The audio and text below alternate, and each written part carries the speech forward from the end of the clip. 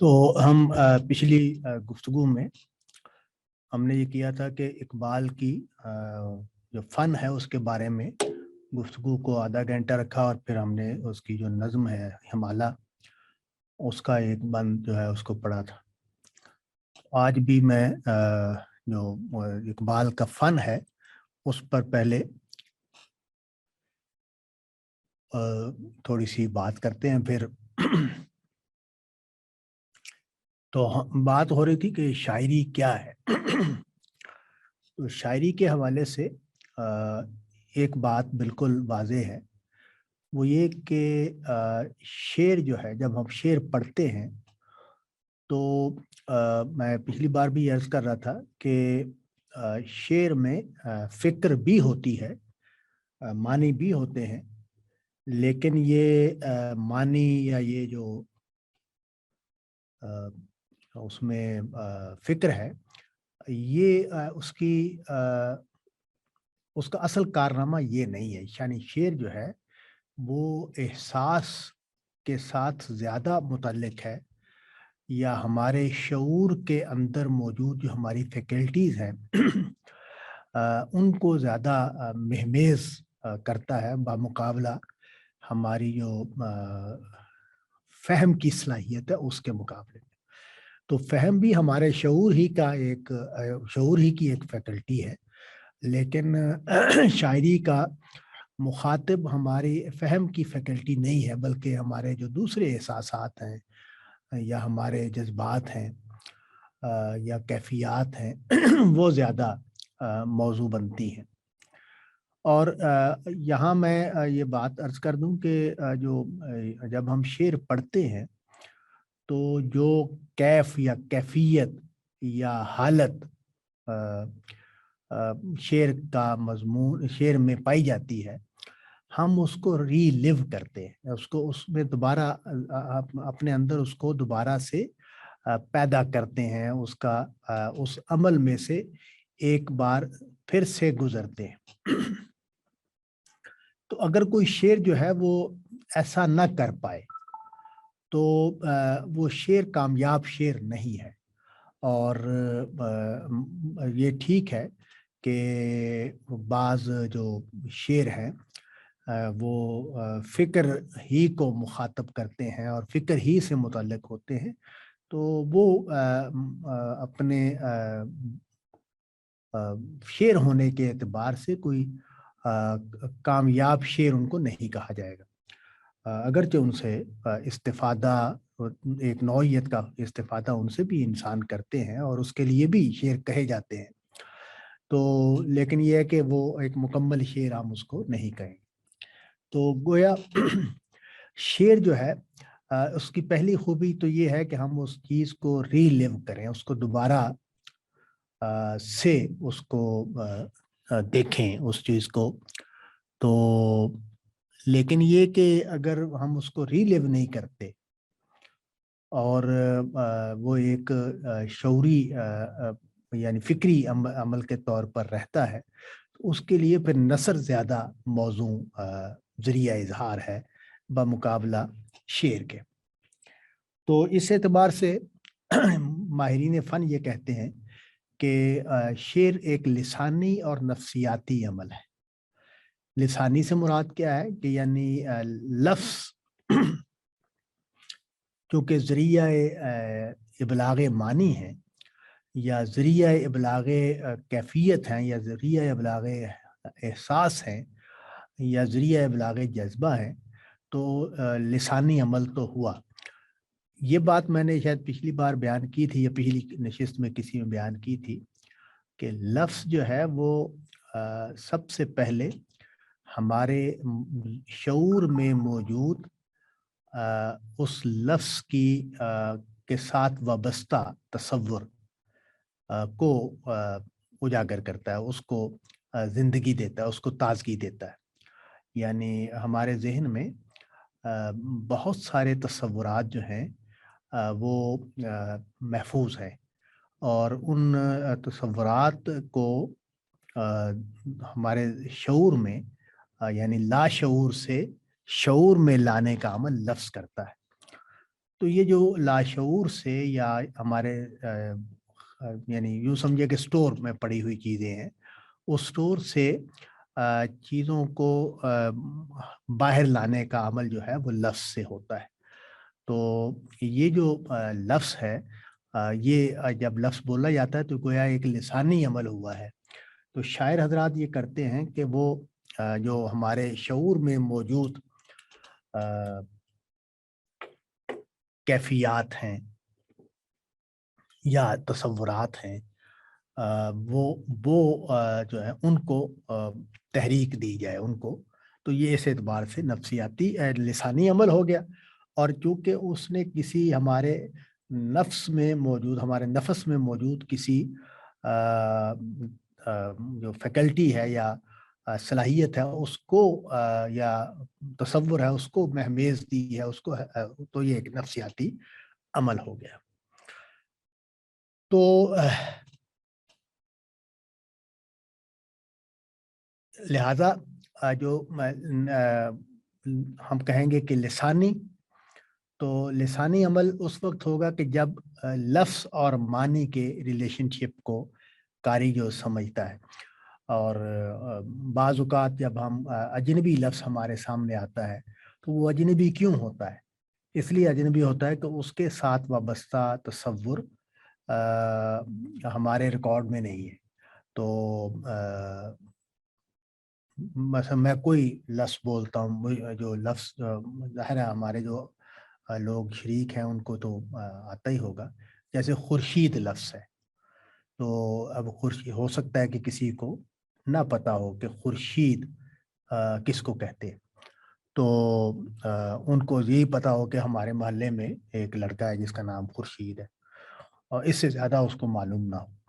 تو پھر ہم جب اس کو بتائیں گے کہ اس کا مطلب سورج ہے، تو ہم کریں گے کیا کہ اس کے ذہن میں موجود تصور جو ہے، جو سورج کے لفظ کے ساتھ وابستہ تھا، اس کو ایک اور لفظ کے ساتھ جوڑ دیا اور اس کی میموری کا یادداشت کا حصہ بنا دیا کہ خورشید بھی اسی کو کہتے ہیں جس کو سورج کہتے ہیں۔ تو لیکن ایک فرق ہے دونوں لفظوں میں کہ ہمارے شعور میں سورج اور خورشید یہ دونوں لفظ اپنا جو تاثر ہے یا اپنی جو تاثیر ہے وہ مختلف رکھتے ہیں۔ خورشید کا لفظ سورج کے مقابلے میں زیادہ با اثر محسوس ہوتا ہے۔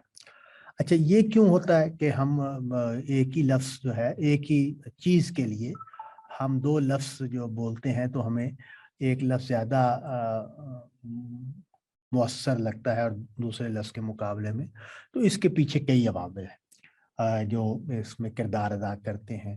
بعض اوقات لفظ کا حجم جو ہے وہ اس میں کردار ادا کر رہا ہوتا ہے، بعض اوقات اجنبی زبان سے ہونا، دوسری زبان سے ہونا اس میں کردار ادا کر رہا ہوتا ہے، بعض اوقات اس لفظ کے شیڈز زیادہ ہوتے ہیں تو اس وجہ سے وہ کر رہا ہوتا ہے۔ تو اس کے کئی اس کے عوامل ہیں، لیکن بہرحال یہ ایک لسانی عمل ہوگا جو شاعر حضرات کریں گے کہ وہ الفاظ اور معانی کے جو ریکارڈ رومز ہیں ہمارے ذہن میں، ان میں سے کچھ تصورات کو لفظوں کی معرفت سے، لفظوں کے ذریعے سے ان کو تحریک دے کر ہمارے شعور میں لے کے آئیں گے، اور پھر کریں گے کیا؟ اس کو معنی تک محدود نہیں رکھیں گے، اس کو آگے بڑھا کر وہ ہماری نفسیات میں اس کو تحریکات کا ذریعہ بنائیں گے۔ تو اس کے نتیجے میں ہم پھر شاعر کے ہم نشین ہو جائیں گے، ہم کیفیت ہو جائیں گے، ہم حال ہو جائیں گے، درد میں اس کے شریک ہو جائیں گے، اس کی جو تکلیف ہے اس کے ساتھی بن جائیں گے۔ تو یہ جو ساتھ ہونے کا عمل ہے، اس کو ہم نفسیاتی عمل کہہ رہے ہیں، جو شاعر کو پڑھتے ہوئے یا شاعری کو پڑھتے ہوئے ہمارے اندر ہونا چاہیے۔ جو لوگ شاعری کو موجودہ زمانے میں کافی بڑی تعداد نوجوانوں کی ایسی ہے کہ جو شاعری کو دلچسپی سے نہیں پڑھتے اور اس کو وقت ضائع کرنے یا ایک بیکار ایکٹیویٹی کے طور پر لیتے ہیں، اور محض تفریح کی حد تک، یعنی گانا سن لیا یا کوئی کسی وقت کوئی موسیقی سن لی، تو اس کو وہ تفریح کی حد تک لینے سے آگے بڑھنے کے لیے تیار نہیں ہے۔ اس کی وجہ کیا ہے؟ السلام علیکم سر۔ وعلیکم السلام جی۔ سر دراصل میرا سوال بھی میں کرنے جا رہا تھا اسی سلسلے میں کہ جیسے آپ نے کہا کہ جو اشعار ہیں یا جو کچھ بھی ہے یہ نفسیات کو مہمیز کرتی ہے، یعنی انسان کے اندر آلریڈی ہے اور اس کو وہ پھر سمجھ کے پھر اس کو ڈفرینشیٹ بھی کرتا ہے اور اس کا مزہ بھی اٹھاتا ہے، یا جو بھی ہے جو بھی کیفیات اس پر آتی ہیں۔ تو آج کل کے جو زمانہ ہے جب لوگ ادب کو نہیں پڑھ رہے تقریباً، یعنی زیادہ ہو گیا ہے، ہر طرف یہ حال ہے کہ جو بھی طالب علم ادب کو نہیں پڑھ رہے، تو دو اگر پیرلل کو لے لیں کہ ایک نے ادب پڑھا اور ایک نے ادب نہیں پڑھا، تو ایک تو اپریشیٹ کرے گا، اس کے پورے معنی تک پہنچے گا، اس کے حص کو بھی اٹھائے گا، حالانکہ صلاحیتیں یا جو بھی ان بلڈ جو کچھ ہے دونوں میں ایک ہی ساتھ ہیں، لیکن ایک نے نہیں پڑھا ایک نے پڑھا، تو یہ فرق تو ہوگا ڈیفینیٹلی نا سر، کہ جو زبان کو جاننا ضروری ہے ان کیفیات کو یعنی محسوس کرنے کے لیے یا اس کا حص اٹھانے کے لیے جو کچھ بھی۔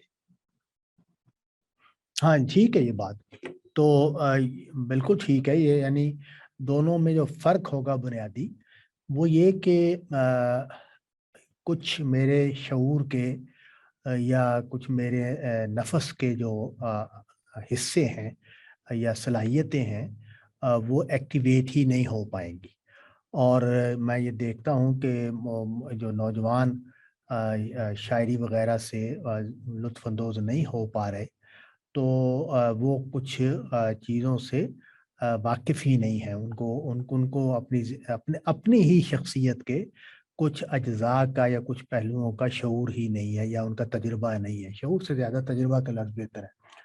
اور اس کا نقصان یہ ہے کہ وہ اپنی تکمیل پورے معنی میں نہیں کر پاتے، اور ہم یہ دیکھتے ہیں کہ موجودہ زمانے کا جو نوجوان ہے، اور اب تو خیر نوجوان سے آپ بات آگے بڑھ گئی ہے، یعنی یہ میری نسل جو ہے وہ بھی اسی میں آتی ہے، جو موجودہ زمانہ جس کو ہم کہتے ہیں۔ تو جو میری نسل ہے اور میرے بعد والی نسل ہے، اور اب تو میں تیسری نسل کو بھی دیکھ رہا ہوں، تو یہ جو تینوں نسلیں ہیں ان کے جو افراد ہیں یہ بہت زیادہ دماغی ہیں، اور ان کے ہاں فائدے اور نقصان کے پیمانے کے علاوہ اور کوئی پیمانہ ایکٹیو نہیں میں دیکھتا ہوتا، اور بہت کم دوسری چیزیں جو ہیں، کچھ چیزیں ایسی ہیں کہ جو ہم اپنے والدین سے اپنے بزرگوں سے سیکھ لیتے ہیں، تو وہ میں دیکھتا ہوں کہ وہ تو ہوتی ہیں، لیکن شاعری جس سطح پر جا کے لطیف چیزوں کو کرتی ہے، بیدار کرتی ہے اور ان کو زندگی دیتی ہے، وہ پھر میں ان کے ہاں نہیں پاتا۔ تو یہ فرق ہوگا دونوں میں، یعنی صلاحیت بالکل ٹھیک ہے آپ کی بات کہ ہر آدمی کے اندر جو شعر ہے اس کو اپریشیٹ کرنے کی یا لفظ اور نفسیات کے جو ریلیشن شپ ہے وہ ہر آدمی کے ہاں پایا جاتا ہے، لیکن یہ جو لوگ ہیں، جو نئے لوگ ہیں، یہ جب شاعری سے دور رہتے ہیں اور خاص طور پر جو بڑی شاعری ہے اس سے دور رہتے ہیں، ایک تو ہے نا گانا وانا سننا یا ٹی وی پر جو یا فلموں میں جو شاعری سنائی جا رہی ہوتی ہے، یا اسی طرح ٹپے شپے سننا، یہ اس حد تک بھی اگر رہیں لوگ تو تب بھی کچھ چیزوں سے وہ ناواقف رہ جائیں گے۔ تو جو بڑی شاعری ہے جیسے اقبال ہے، میر ہے، غالب ہے، اسی طرح رومی ہے اور سعدی ہے، حافظ ہے، اور اس طرح کے جو بڑے نام ہیں، یا انگریزی میں جیسے وہ ہے شیکسپیئر ہے، اور ایلیٹ ہے، اور اس طرح کے اور لوگ جو ہیں، ان کو جب تک نہیں پڑھیں گے تو کچھ چیزیں جو ہیں وہ ان سے محرومی کا اندیشہ ہے، اللہ یہ کہ کچھ اور اسباب سے وہ چیزیں بیدار ہو جائیں، اور وہ تو خیر اللہ کے کام ہے، لیکن بنیادی جو ذریعہ ہے وہ شاعری ہے۔ تو یہ جو قافیہ اور ردیف ہے، ایک تو یہ میں دو لفظ میں نے بولے قافیہ اور ردیف، تو ان کا مطلب جن کو آتا ہے وہ سن لیں اس بات کو کہ قافیہ جو ہے وہ ہم آواز الفاظ ہوتے ہیں، اگر وہ شعر کے آخر میں جو لفظ آ رہا ہے وہ پچھلے لفظ کا ہم آواز ہے تو یہ قافیہ ہے، اور اگر کسی لفظ کو ریپیٹ کیا جا رہا ہے، کچھ الفاظ ریپیٹ کیے جا رہے ہیں تو وہ ردیف ہے۔ تو یہ جو موسیقیت ہوتی ہے شعر میں، اس کو ذرا میں ذرا تفصیل سے بیان کروں گا کہ یہ موسیقیت کیا چیز ہے۔ موسیقیت جو ہے وہ الفاظ کے بجائے آواز کا حسن ہے۔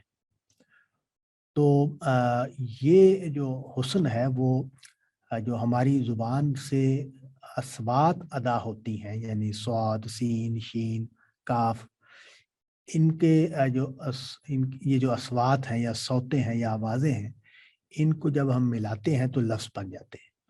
تو اب ان آوازوں کے اندر بھی ایک حسن ہے، یعنی ہمارے جو کان ہیں، جس طرح ہماری زبان جو ہے وہ کھانوں کے جو خوبی ہے اس کو سمجھ سکتی ہے اور اس کو ہمارے ذہن تک پہنچاتی ہے، اسی طرح ہمارے جو کان ہیں وہ جو آواز کا حسن ہے اس کا صلاحیت رکھتے ہیں اور ہمارے کانوں تک، ہمارے دماغ تک اس حسن کو پہنچاتے ہیں۔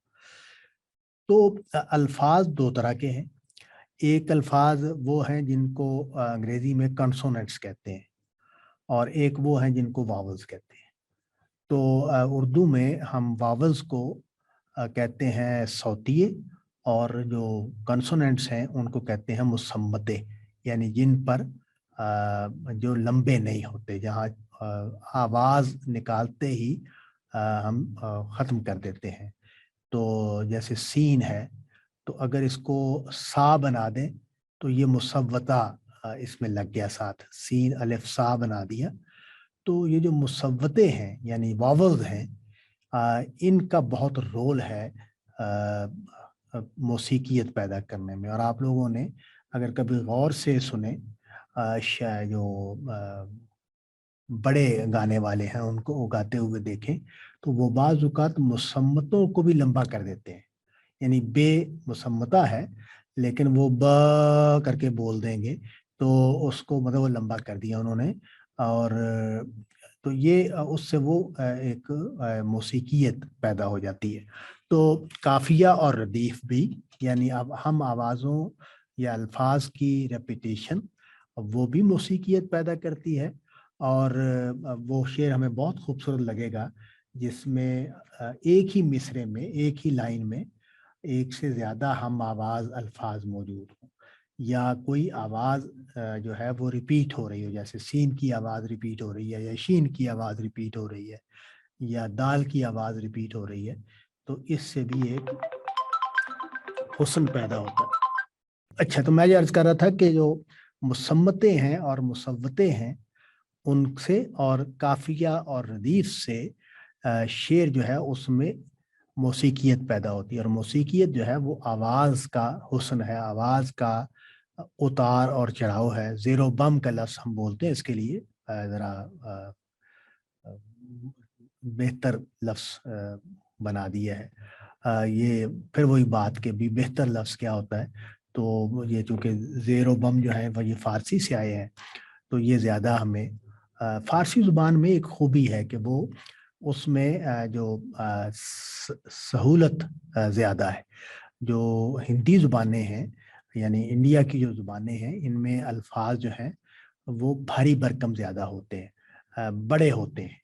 تو اس وجہ سے ہمارے جو اردو شاعر ہیں انہوں نے بہت زیادہ عربی اور فارسی الفاظ کو اپنے کلام کا حصہ بنایا ہے۔ تو یہ جو صورت ہے اس میں یہ اردو میں یہ چیز موجود ہے، اور جو ہندی یا پنجابی یا مقامی زبانوں کے الفاظ ہیں، ان میں سے بہت کم الفاظ جو ہیں وہ اردو شاعری میں استعمال ہوتے ہیں یا اردو نثر میں استعمال ہوتے ہیں۔ زیادہ تر افعال وغیرہ ہم استعمال کرتے ہیں، باقی سارے ہم اردو اور عربی، فارسی اور عربی کے الفاظ استعمال کرتے ہیں۔ اب جو ہے وہ آہستہ آہستہ انگریزی کے الفاظ بھی کافی حد تک جگہ لے چکے ہیں۔ تو اب جدید جو اردو لکھی جا رہی ہے اس میں انگریزی کے الفاظ بھی اسی طرح استعمال ہوتے ہیں جیسے ہمارے پرانے لوگوں کے عربی اور اس کے. تو جو موسیقیت ہے وہ زیر و بم سے آوازوں کے زیر بم سے اور حروف کے جو اثر کان کی جو سننے کی صلاحیت ہے اس پر جو اس سے جو پیدا ہوتی ہے کیفیت اس سے پیدا ہوتا ہے. تو اقبال کے ہاں ہم یہ دیکھتے ہیں کہ اقبال نے اب وہ شعر کہتا ہے تو اس میں وہ مصوتے بھی استعمال کرتا ہے مصمتے بھی استعمال کرتا ہے. ظاہر لفظ انہیں دونوں سے بنیں گے. تو زیادہ تر ہم یہ دیکھتے ہیں کہ اقبال کے ہاں بلکہ سارے شاعروں کے ہاں یہ جو الف اور باؤ اور یہ والے حروف ہیں ان کو جہاں جب یہ زیادہ استعمال ہوتے ہیں تو شعر میں زیادہ موسیقیت ہوتی ہے, زیادہ اس میں یعنی کانوں کو زیادہ بھلا لگتا ہے. قرآن مجید کو اگر آپ غور سے دیکھیں تو عربی زبان کی خوبی یہ ہے کہ عربی زبان میں جو افعال ہیں ان سب میں خاص طور پر مضارع فعل جو ہے اس میں یہ بہت ہے کہ تثنیہ کے لیے بھی الف استعمال ہوتا ہے, جمع کے لیے واو استعمال ہوتا ہے, اسی طرح اسماء کی جمع اور اس میں بھی یہ استعمال ہوتے ہیں واو اور یہ. اور تو اس سے وہ اس میں بہت زیادہ جو ہے وہ جو مصوتے ہیں وہ بہت زیادہ استعمال ہوتے ہیں عربی زبان میں. تو قرآن مجید کو میں جب سنتا ہوں مختلف لوگوں کی تلاوت سنتا ہوں تو مصری رنگ اور ہے, عربوں کا رنگ اور ہے, سعودی رنگ اور ہے, ہمارے انڈیا میں اور طریقے سے قرأت کی جاتی ہے, ہمارے جو دیسی لوگ تھے پرانے وہ اور طرح سے قرأت کرتے تھے. تو یہ سب چیزیں جو ہے نا ہر چیز میں ایک حسن پیدا ہو جاتا ہے. تو وہ حسن اس کی وجہ یہ ہے کہ قرآن مجید میں مصوتے بہت زیادہ استعمال ہوئے ہیں. اور پھر جو قافیہ اور ردیف ہے, عام طور پر قافیہ ہوتا ہے تو وہ بھی اس کا بھی استعمال ہے. تو اس سے اس میں ایک خاص آہنگ پیدا ہو جاتا ہے, خاص طرح کی موسیقیت اس میں پیدا ہو جاتی ہے. تو یہ اقبال کے ہاں اقبال کی شاعری میں بھی ہمیں اس کا نظر آتا ہے. اور اقبال کے ہاں زیادہ قافیہ زیادہ استعمال ہوتا ہے, ردیف بھی استعمال ہوتی ہے لیکن اقبال کے ہاں اس کا استعمال قافیے کی نسبت کم ہے. اور اس کی وجہ سے یعنی اگر صرف قافیہ استعمال کیا جائے تو جو شکوہ جو ہے اس کا رنگ پیدا ہو جاتا ہے. بڑی حیرت ہوتی ہے کہ اسی بحر میں اگر میں پڑھوں اس کی کیا نام ہے حسرت موہانی کی غزل پڑھوں تو اس کا تغزل یا اس کی موسیقیت اور ہوگی, اور اگر اقبال کی غزل جو ہے اسی میں پڑھی جائے تو وہ اور طرح کی اس کا تاثر اور تاثیر ہوگی. تو اس سے پتہ چلتا ہے کہ شاعروں کا جو شاعروں کی جو انفرادیت ہے وہ کس طرح کی ہے.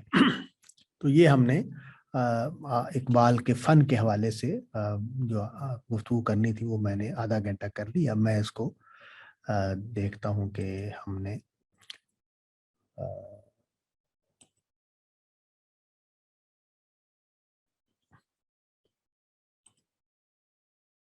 میں اب استاد اس میں ایک چھوٹا سا سوال ہے جی اگر جی اجازت ہو.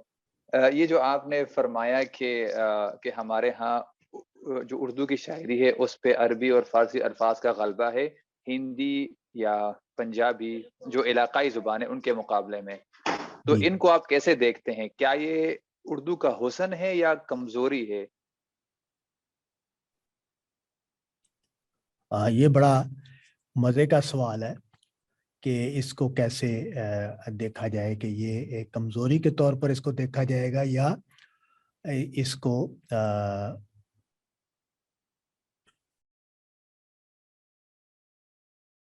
حسن کے طور پر دیکھا جائے گا. تو میں ان لوگوں میں سے ہوں جو اس کو حسن کے طور پر دیکھتے ہیں. اور میں نے چونکہ اب اویلیبل ہیں یوٹیوب کے اوپر ہندی شاعروں کا کلام بھی اویلیبل ہے, تو میں یہ دیکھتا ہوں کہ وہ بعض اوقات بڑے اچھے مضامین باندھے ہوتے ہیں انہوں نے، لیکن جو صوتی حسن اردو میں شاعروں کے ہاں ہوتا ہے، وہ مجھے ان کے ہاں نظر نہیں آتا. یعنی صوتی اعتبار سے وہ بہت زیادہ یعنی یوں سمجھیں کہ تکلیف دہ ہوتے ہیں ان کے ہاں جو شعر ہوتے ہیں. اور ہمارے اردو شاعر حضرات وہاں کے جو ہیں وہ مذاق اڑاتے بھی نظر آتے ہیں اس طرح کی چیزوں کا جو ان کے ہاں پائی جاتی. تو میرا خیال ہے کہ زبان پر سہل ہونا یہ زیادہ اہم بات ہے. اور جو ہندی الفاظ ہیں وہ زبان پر اتنے سہل نہیں ہیں.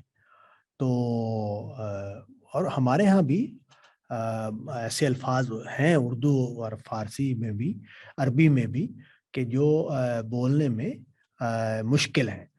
تو وہ ظاہر ہے پھر رائج نہیں رہ سکتے. تو ایک لفظ ہے آدرش. تو آدرش جو لفظ ہے یہ ہندی زبان سے آیا ہے. تو اب یہ اس کے مقابلے میں جو انگریزی کا لفظ ہے آئیڈیل یا خیال کا لفظ عربی کا ہے بڑا خیال، یہ زیادہ آدرش کے مقابلے میں بولنا سہل ہے. اور اس کو تو یہ میرا تو رجحان اسی طرف ہے. لیکن اگر ہندی والے سنیں تو وہ شاید اس کو قبول نہیں کریں گے. میرا خیال ہے کہ وہ انڈیا کے ہیں، بڑے مشہور دانشور ہیں، جاوید اختر صاحب، انہوں نے اس پر گفتگو کی تھی ایک اس میں جو کیا نام بہت مشہور ایک ادارہ ہے وہاں کا، ریختہ، اس کے پلیٹ فارم کے اوپر. تو انہوں نے اسی کو بیان کیا کہ بھئی اردو شاعروں نے ہندی سے اور عربی سے اور فارسی سے ان الفاظ کو نکال لیا ہے کہ جو بولنے میں خوبصورت ہیں، تاثر میں خوبصورت ہیں. تو یہ ان کی خدمت ہے ہندوؤں کو، ہندی زبان بولنے والوں کو اس کو قبول کرنا چاہیے اور اس کو مان کر چلنا چاہیے. تو بہرحال میں کمزوری کے طور پر نہیں لیتا، خوبی کے طور پر ہی اس کو لیتا ہوں کہ یہ اس نے ایک خوبصورت زبان بر صغیر کے رہنے والوں کو دی ہے.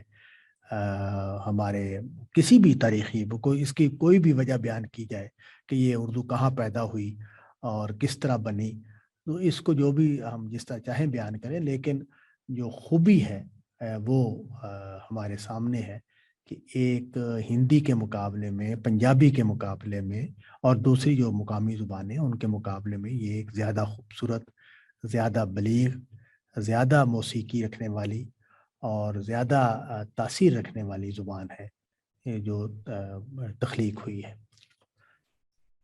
یہ کہہ سکتے ہیں نا جو فلمی گانوں میں بھی اردو ہی مقبول رہی ہے زیادہ. ہاں بالکل بالکل، ان کے ہاں بھی ابھی تک بھی ہے. تو بلکہ ہندو شاعر بھی جو ہے وہ جب شعر کہتے ہیں تو وہ اب دیکھیں نا، محبت کا لفظ جو ہے وہ اس کی جگہ پر ہندی زبان کا کون سا لفظ ہے؟ تو پریت ہے لفظ مثال کے طور پر.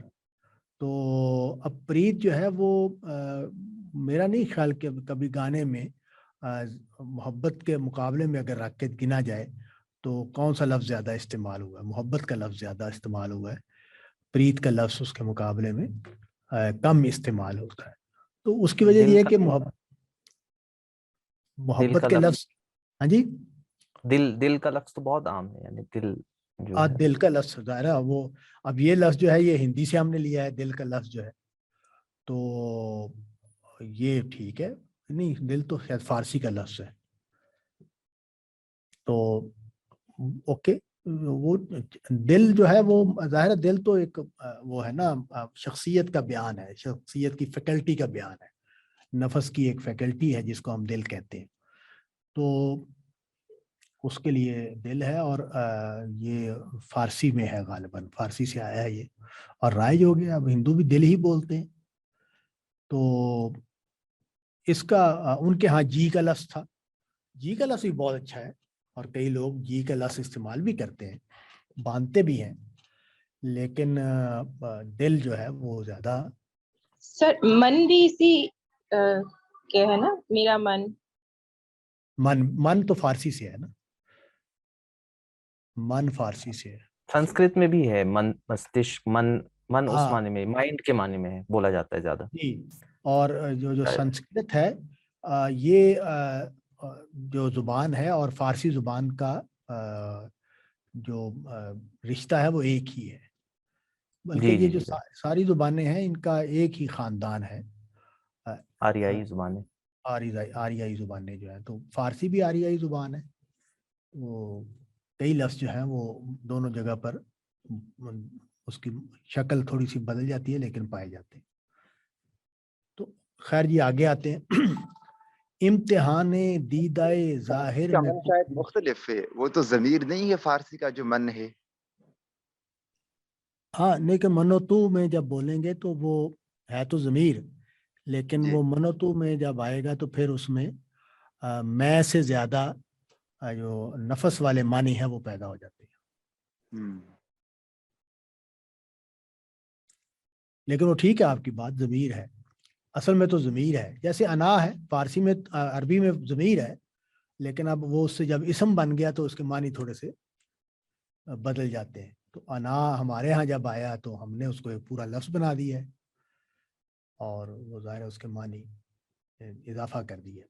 تو امتحان دیدائے ظاہر میں کوہستان ہے تو، پاسباں اپنا ہے تو، دیوار ہندوستان ہے تو، مطلع اول فلک جس کا ہو وہ دیواں ہے تو، سوئے خلوت گاہ دل دامن کشے انسان ہے تو، برف نے باندھی ہے دستار فضیلت تیرے سر، خندہ زن ہے جو کلاہ مہر عالم تاب پر. تو پچھلے بند میں جو مضمون تھا وہی مضمون ہے یہاں بھی، کہ جو عظمت ہے پہاڑ کی اس کو اور ہندوستان کے ساتھ جو اس کا تعلق ہے اسی کو یہاں بھی موضوع بنایا گیا ہے. تو میں پہلی بار بھی عرض کیا تھا کہ ہمارا کام یہ ہے کہ اقبال اس پہاڑ سے جو ہمیں دکھانا چاہتا ہے ہم وہ دیکھیں. یہ جو چونکہ ہم جب دیکھتے ہیں پہاڑ کو تو ہمارے دیکھنے میں اور اقبال کے دیکھنے میں فرق ہے، اور وہ فرق جو ہے وہ ہی ختم کرنا پیش نظر ہے. جب ہم پہاڑ کو اقبال کی آنکھ سے دیکھیں گے تو ہم ایک اور طریقے کا تجربہ اور ایک اور طرح کا جو حال ہے اس سے گزریں گے. تو دیدائے ظاہر جو آنکھیں میری ماتھے پہ ہیں، میرے ماتھے کے نیچے جو آنکھیں ہیں وہ دیدائے ظاہر ہے، یعنی سر کی آنکھیں جن سے ہم دیکھتے ہیں. تو امتحان جانچ، تو دیدائے ظاہر جانچے گی. اب دیکھیں کتنا خوبصورت بات ہے کہ یہ نہیں کہا کہ دیدائے ظاہر کے دیکھنے میں تو کوہستان ہے، اس کو بڑھا دیا بات کو، اس کو بڑھا کے کہا کہ امتحان دیدائے ظاہر میں کوہستان ہے تو، یعنی ظاہری آنکھ جو ہے وہ اگر بہت بھی زور لگا لے، بہت بھی مین میخ نکالے، تب بھی تجھے ایک پہاڑ سے زیادہ نہیں دیکھ سکتی. تو گویا شاعر نے ہمیں تھوڑا سا یعنی ٹونٹ کیا ہے، ہم پر طنز کی ہے کہ تم جو پہاڑ کو دیکھنے جاتے ہو تو تم پہاڑ کو پہاڑ دیکھتے ہو اس لیے کہ تم دل کی آنکھ سے نہیں دیکھتے. تو دل کی آنکھ یا محبت کی آنکھ یا زاویہ نظر، میں یہ جب قرآن مجید کو پڑھا بڑی تفصیل کے ساتھ پڑھایا بھی، تو ایک دن اچانک مجھے یہ خیال ہوا کہ یہ جو ساری بات ہے وہ تو नुक्ता नज़र की है, यानी जाविया नज़र की है। अगर जाविया नज़र तब्दील ना हो तो बात नहीं बनती। तो जो कुरान मजीद है उसका असल काम ये है कि वो मेरे देखने के तरीके को, मेरे सोचने के तरीके को, मेरे इबरत पजीरी के तरीके को बदल देता है। तो ये जो शेर है ये उसी मजमून को बयान कर रहा है जो मैंने कुरान मजीद को पढ़ते हुए मेरे सामने आया कि जो दीदा ज़ाहिर है वो परखे भी, परखना, इम्तिहान का मतलब है परखना। किसी को जब हम किसी चीज़ का इम्तिहान लेते हैं, किसी बंदे का इम्तिहान लेते हैं तो हम उसको परख रहे होते हैं, उसकी सलाहियत को परख रहे होते हैं। तो दीदा ज़ाहिर भी अगर परखे तो उसकी परख इतनी ही है, उसमें इतनी ही सलाहियत है कि वो पहाड़ को पहाड़ कहे। और यहाँ कोहिस्तान का लफ्ज़ इस्तेमाल किया तो मजलिस सिलसिला को, एक ऐसा कोहिस्तान उस इलाके को कहेंगे जहाँ बहुत सारी चोटियाँ। तो इम्तिहान दीदाए ज़ाहिर में कोहिस्तान है तू, यानी बाहर से देखने वाली आँख जब हमाला को देखेगी तो वो यही कहेगी कि हमाला एक पहाड़ी सिलसिला है और बस, उससे उसके बस में इससे ज़्यादा नहीं। लेकिन अगर अपने वतन की आँख से देखें, अगर हिंदुस्तान के बासी, हिंदुस्तान में रहने वाले की आँख से देखें, पासबां अपना है तू, दीवारे हिंदुस्तान है तू, तो तू अपना पासबान है। तेरी बुलंदियों ने, तेरी चोटियों ने हिंदुस्तान के कई दुश्मनों को रोक रखा है। बल्कि अब तो ये पता चला है कि जो साइबेरिया है उसकी जो खुश्क हवाएं हैं उनके हिंदुस्तान तक ना पहुंचने की वजह ये वो हमाला पहाड़ है। तो मतलब ये है कि अगर ये पहाड़ ना होता तो साइबेरिया के जो असरात हैं वो हिंदुस्तान के बड़े इलाके तक होते और उनका मौसम बिल्कुल और तरह का होता। और ये जो ख़ास तौर पर हमारा जनूबी पंजाब है, सॉरी जनूबी पंजाब का शिमाली पंजाब है, ये शायद सरसब्ज़ व शादाब ना होता, ये भी एक खुश्क इलाका होता। तो ये जो है ये तो एक पहलू है। लेकिन यानी इसका दुश्वार गुजार इसकी पहाड़ियाँ जो हैं इन्होंने बहुत सारे लोगों को यहाँ तक पढ़ने से रोके रखा। तो इसको मजमून को उन्होंने बयान किया, पासबां अपना है तू, दीवारे हिंदुस्तान है तू। ये बात उन्होंने पहले बंद में भी कही है। दूसरी बात जो इसमें बंद में बयान हुई है वो ये कि मतले अव्वल यानी जो इसकी बुलंदी है उसको वहाँ उन्होंने चूमता है झुक के तेरी पेशानी को आसमां, वहाँ इस मजमून से बयान किया। तो यहाँ उसी बात को, उसकी जो बुलंदी है उसको एक और तशबीह से बयान किया, मतलाए अव्वल फलक जिसका हो वो दीवां है तू। तो इस शेर में का जो लफ्ज़ है इसका अलिफ जो है वो नहीं पूरी तरह पढ़ा जा रहा। तो ये हमारी जो उर्दू शायरी के मेयारात हैं उसके एतबार से ये कमज़ोरी है इस लाइन की। उर्दू शायरी में जो अलिफ है उसका अदा ना होना ये पसंदीदा नहीं है। और गालिब और मीर और जो बड़े शायर हैं वो इस तरह का लाइन अगर कह दें तो उसको नहीं अपने मिटा देते हैं, ख़त्म कर देते हैं और उसको तब्दील करते हैं कि ये जो अलिफ है उसको अदा होना चाहिए। तो लेकिन ये कि बाज़ शेरों में उनके यहाँ भी है कि वो शेर का मजमून जो है वो मजबूर कर देता है कि वो उसको कायम रखते हैं और वो तब्दील नहीं करते। लेकिन इसको बहसीयत मजमूई एक कमज़ोरी गर्दाना जाता है। तो इस मिसरे में ये कमज़ोरी है। मैं इसलिए ये सारी बात बयान कर रहा हूँ कि जब हम ज़ुबान का हुस्न जो कि शेर में हमने अप्रिशिएट करना होता है तो उसका भी ज़ौक़ पैदा होना चाहिए कि अलिफ वाले जो हरूफ हैं, अल्फाज हैं, इनके आखिर में अगर अलिफ हो तो उसका अदा होना ये ضروری ہے، اور یہ ادا ہونے ہی سے اس میں خوبی حسن پیدا ہوتا ہے۔ اگر مثال کے طور پر اوپر لکھا ہوا ہے دیوار، تو دیوار کو اگر الف نہ بولے تو لفظ کے معنی بدل جائیں گے، تو دیوار ہی بولا جائے گا تبھی وہ ادا کرے گا۔ یا نیچے دیوان ہے تو دیوان میں الف بولا جائے گا، تو کا لفظ جو ہے یہ اس میں کا پوری طرح ادا نہیں ہو پاتا۔ مطلع اول فلک جس کا ہو وہ دیواں ہے تو کہو کرنا پڑتا ہے اس کو وزن میں رکھنے کے لیے، تو یہ کمزوری ہے۔ خیر مضمون کی طرف آئیں تو دیکھیں شاعری جو ہے اس میں خاص طور پر غزل جب کہی جاتی ہے تو اس کا جو پہلا شعر ہے اس کو مطلع کہا جاتا ہے۔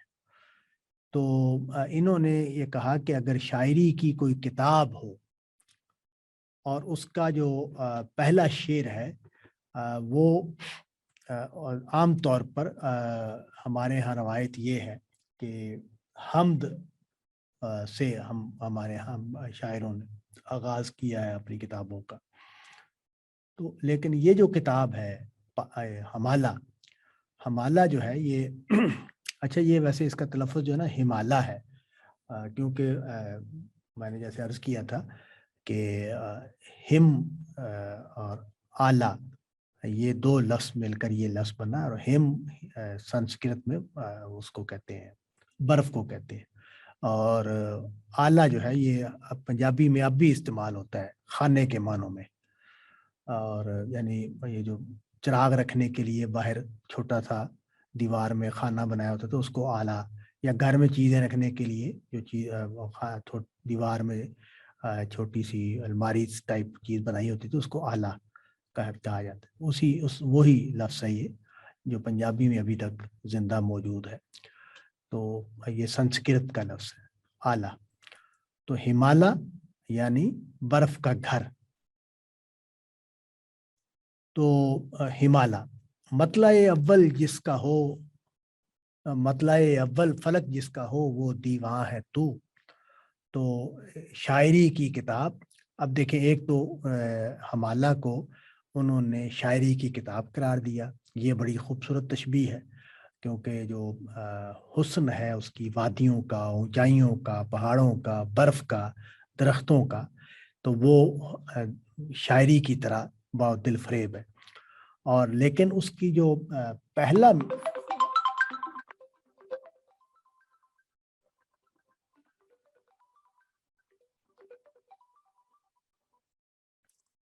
اس کی جو پہلی لائن ہے، اس کا جو پہلا شعر ہے وہ فلک ہے، یعنی آغاز کہاں سے ہوا ہے؟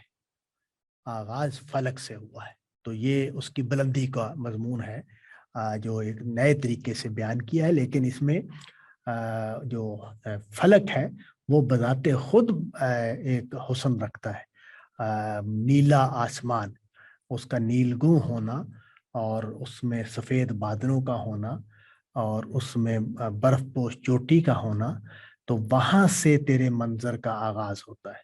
تو کتنی خوبصورت تصویر ہے، یا یہ جو لائن ہے، جیسے میں نے پہلے بھی عرض کیا تھا کہ شاعر حضرات جو ہیں وہ تصویریں بناتے ہیں، لفظوں سے تصویریں بناتے ہیں، تو یہ ایک تصویر ہے جو وہ ہمیں وہ دکھا رہے ہیں کہ دیکھو ایک بلند پہاڑ ہے جس پر بلند چوٹیاں ہیں، جن کے اوپر اونچے اونچے درخت ہیں، جس کی چوٹیوں پر برف کے ڈھیر لگے ہوئے ہیں، اور ان کے اوپر ایک نیلا آسمان ہے، وہاں سے اس کا آغاز ہوا ہے۔ تو آسمان اتنا قریب ہے اس کے درمیان میں فاصلہ نگاہ میں نہیں آتا۔ تو یہ جو بلندی ہے اور یہ جو اس کا ترتیب ہے، جو حسن ہے، اس کی طرف متوجہ کیا ہمیں، وہ تصویر ہمارے سامنے کریٹ کی ہے۔ تو مطلع طلب صاحب اگر کاف پر زور دیا جائے تو الف کی آواز نکل آتی ہے، مطلع اول فلک جس کا ہے، جس کا ہو وہ دیواں ہے تو چلے کا کو لمبا نہیں کیا جا سکتا؟ لمبا کر لیں، کوئی اگر آپ لمبا کر سکتے ہیں تو آپ نے کر کے دکھا بھی دیا ہے. تو چلے آپ نے اقبال کو جو میں نے کمزوری بیان کی تھی اس کا آپ نے دفاع کر دیا. گڈ. تو میرا خیال اس پہ زور بھی اسی پہ جاتا ہے جس کا ہے جس کا ہو. جی ہاں میرا بھی لیکن یہی خیال ہے اچھا لیکن کہ وہ آرام سے پڑھ رہا ہے مطلع اول فلک جس کا ہو وہ دیواں ہے تو وہ کوئی خلل نہیں پڑ رہا شعر میں. چلے جی ٹھیک ہے, میں اپنے الفاظ واپس لے لیتا ہوں. آپ لوگ لگتا ہے اقبال کے بڑے وہ ہیں پنکھے ہیں. تو اچھا استاد اس میں یہ بتائیں کہ اول کا لفظ اضافی لگ رہا ہے, جیسے آپ نے لکھا ہے کہ مطلع کا مطلب ہی پہلا شعر ہے, تو پھر مطلع اول کیوں ضروری ہے؟ کیا دو مطلع ہو سکتے ہیں غزل میں؟ ہاں ہو سکتے ہیں. اچھا ہو سکتا ہے. ہاں بعض کا دو یعنی مطلع کیا ہے اصل میں دو شعر جن میں ردیف اور قافیہ ایک ہو. تو بعض غزلوں میں ایسا ہوا ہے کہ دو شعر اس طرح لکھ دیے گئے, لیکن یہاں آپ جو کہہ رہے ہیں نا کہ زائد ہے, تو یہ اگر نثر میں لکھا جائے گا تو زائد ہوگا. شعر میں آتے ہی یہ جو ہے نا وہ زور کو بیان کرے گا کہ مطلع سے جو لیکن بہرحال اگر آپ یہ کہنا چاہیں کہ بھئی یہ زائد ہے تو وہ کہہ سکتے ہیں, یعنی ایسا نہیں ہے کہ یہ نہیں کہا جا سکتا, کہا جا سکتا ہے. ظاہر ہے ایک نوجوان شاعر ہے اور یہ اس کی جو کامیابی ہے وہ یہ کہ وہ کتنی اچھی تشبیہ ہیں اور کتنے اچھے استعارے اور کتنی اچھی وہ جو زبان کے جو فن ہے اس کا مظاہرہ کر رہا ہے, بس یہ کافی ہے. تو یہ کمزوریاں اس طرح کی ہو سکتی ہیں کہ بعض چیزیں جو ہیں ان کو ٹھیک کر سکتا تھا. ہمارے جو پرانے شاعر ہیں ان کے ہاں تو شعر کہنے کے بعد پھر اس کی جو اس طرح کی کمزوریاں ہوتی ہیں ان کو دور کرنے کا کام وہ کرتے رہتے تھے. تو جیسے غالب کے ہاں یہ بہت زیادہ ہے, تو یہ اقبال بھی بہت کرتا ہے, اقبال کے ہاں بھی یہ بہت ہے. لیکن بھارت یہ چونکہ اس کی سب سے قدیم شاعری ہے تو اس وجہ سے اس میں اس طرح کی کمزوریاں ہو سکتی ہیں. لیکن دو مطلب بھی ہوتے ہیں, اس معنی میں بھی یہ اس کا دفاع ہو سکتا ہے. سوئے خلوت گاہ دل دامن کشے انسان ہے تو, یہ بہت خوبصورت ہے کہ جو شاعر ہے وہ ہمیں یہ بتا رہا ہے کہ جو انسان ہے اس کے اندر ایک خلوت گاہ ہے اور وہ دل ہے. اور یہ جو پہاڑ ہے اس پر اگر کوئی بندہ چلا جائے اور وہاں قیام کرے اس کے دامن میں, تو یہ جو پہاڑ کا دامن ہے یہ انسان کو کھینچ کر اپنے دل کی خلوت گاہ میں لے جائے گا. تو سوئے خلوت گاہ دل دامن کشے انسان ہے تو. تو یہ جو بات ہے اس میں حسن کیا ہے, یعنی جو خوبی ہے خوبصورتی ہے وہ یہ ہے کہ جو انسان ہے وہ کم ایسا ہوتا ہے کہ وہ اپنی خلوت گاہ دل کی طرف متوجہ ہو. یہ جو دنیا ہے اور اس کی جو کشمکش ہے اور اس کی جو ضروریات ہیں وہ انسان کو اپنے طرف کھینچے رکھتی ہیں. تو وہ روٹی کے بندوبست میں, لباس کے بندوبست میں, اولاد کو پالنے کے بندوبست میں مصروف رہتا ہے اور اسی کی ضرورتوں کو پورا کرنے میں اس کا دل اور دماغ لگے رہتے ہیں. تو ایسا کم ہوتا ہے کہ انسان اپنے آپ کو اپنے آپ میں تھوڑا وقت گزارے, اپنے ساتھ تھوڑا وقت گزارے. تو یہ اس پہاڑ کی خوبی ہے اور یہ میں نے اس کا تجربہ کیا ہے کہ جو اگر آپ پہاڑ پر چلے جائیں اور جیسے مری میں ہم جاتے ہیں تو مری تو خود دنیا ہے ایک, وہاں بازار ہیں اور کھانے پینے کی چیزیں ہیں اور ہوٹل ہیں اور فلاں اور فلاں. نہیں, آپ ذرا اجاڑ علاقے میں چلے جائیں اور جہاں تنہائی ہو، جہاں انسان نہ ہو، تو آدمی جو ایک خاموشی، شدید خاموشی کا تجربہ اگر کر سکے، کرے، تو وہ پھر اس کو وہ اپنی خلوت گاہ دل میں تھوڑا سا وقت گزار لے گا۔ تو صوفی حضرات جو ہیں یہ اس کے بہت قائل ہیں خلوت گاہ دل میں جانے کے۔ مراقبہ جس کو کہتے ہیں وہ اصل میں خلوت گاہ دل ہی کی میں جانے کا عمل ہے اپنی حقیقت میں۔ تو بہرحال خلوت گاہ دل بہت خوبصورت تشبیہ ترکیب ہے کہ دل میں اکیلے ہونا۔ تو دل جو ہے وہ واحد جگہ ہے جہاں میں پایا جاتا ہوں، کوئی اور نہیں پایا جاتا۔ یعنی میں اگر اپنے دل میں چلا جاؤں، دل کی طرف متوجہ ہو جاؤں، تو میں اس تنہائی کو پا سکتا ہوں۔ خیر میرے جیسے جو بوڑھے لوگ ہیں اگر وہ اس کی مشق کرتے رہے ہوں تو وہ اپنے گھر میں بھی، اپنے کمرے میں بھی خلوت گاہ دل کی سیر کر سکتے ہیں۔ لیکن نوجوانوں کو بھی اس کا احساس اور تجربہ ہونا چاہیے کہ ایک خلوت گاہ میرے اندر پائی جاتی ہے جس میں مجھے کچھ دیر گزارنی چاہیے، جس میں مجھے کچھ دیر کے لیے جانا چاہیے۔ اور پہاڑ کی، ہمالیہ کی اقبال نے یہ خوبی بیان کی ہے کہ یہ ہمیں اپنی خلوت گاہ دل کی طرف لے جاتا ہے۔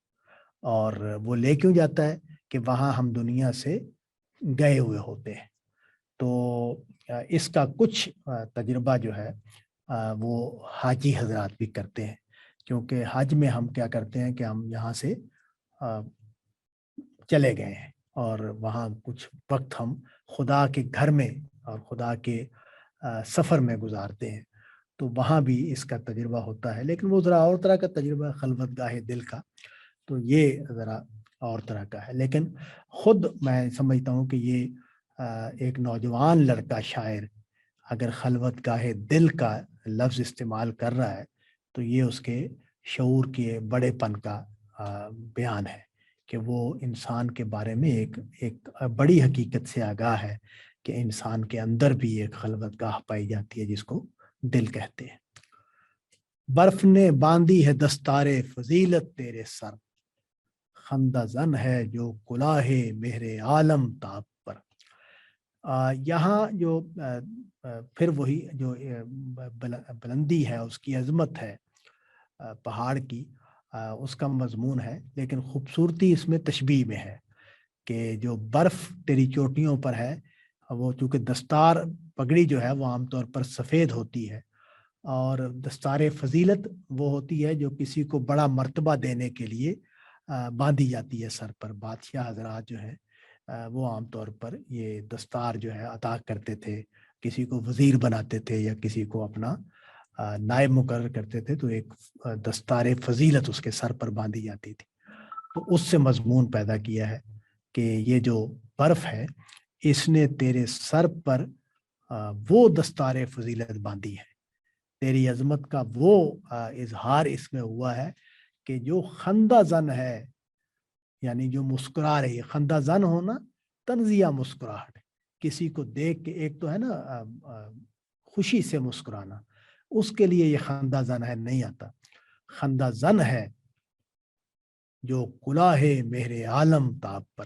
اب مہر عالم تاب خود سورج کی بلندی کو بھی بیان کیا کہ وہ ایک دنیا کو، ایک جہان کو جو روشنی دے رہا، عالم تاب عالم کو روشنی دینے والا، مہر سورج، تو جو سورج میرے عالم تاب ہے اس کی جو ٹوپی ہے، اس کی جو کلاه ہے، خود کلاه کا لفظ بھی جو ہے یہ اعزاز ہی کو بیان کرتا ہے، لیکن تیرے برف کی پگڑی جو ہے وہ اس کی عظمت کا ادراک تجھے اتنا ہے کہ وہ خود جو کلاه ہے، جو دستار فضیلت تیرے سر بندھی ہوئی ہے، وہ سورج کی کلاه کو دیکھ کر مسکرا رہی ہے۔